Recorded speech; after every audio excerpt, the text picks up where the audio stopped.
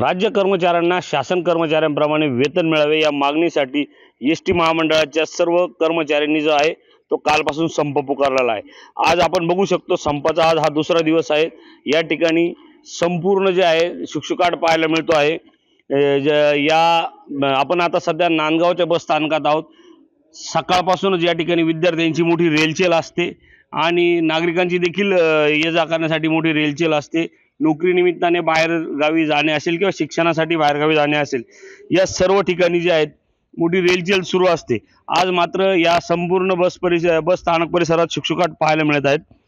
ST. महामंडळाचे जे काही कर्मचारी आहेत त्यांच्या ज्या काही मागण्या आहेत त्यामध्ये एस.टी. कर्मचाऱ्यांना शासकीय कर्मचाऱ्याप्रमाणे वेतन मिळावे, 2018 ते 2024 पर्यंतच्या वाढीव महागाई भत्त्याची थकबाकी मिळावी, शासकीय कर्मचाऱ्याप्रमाणे जे आहे ते घरभाडे द्यावा, वार्षिक वेतनवाढ द्यावी, 58 महिन्यांचा जो काही कालावधीची वार्षिक वेतनवाढीची थकबाकी द्यावी, तसेच 57 महिन्याच्या कालावधीच्या घरभाडे भत्त्याची देखील थकबाकी मिळावी, अशा या संपूर्ण एस.टी. महामंडळ कर्मचाऱ्यांचे जे आहेत त्या मागण्या आहेत। या संपात आज कुठेतरी तोडगा निघेल अशी आशा कर्मचाऱ्यांना आहे। राज्य शासनाने देखील याची दखल घेऊन ज्या काही एस.टी. महामंडळ कर्मचाऱ्यांच्या ज्या मागण्या आहे, रास्त मागण्या आहे, त्या मान्य कराव्या अशी मागणी कर्मचाऱ्यांकडून केली जात आहे।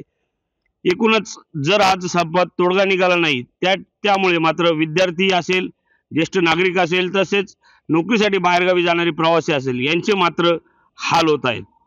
संदीप जेजुरकर, एबीपी माझा, नांदगाव, नाशिक।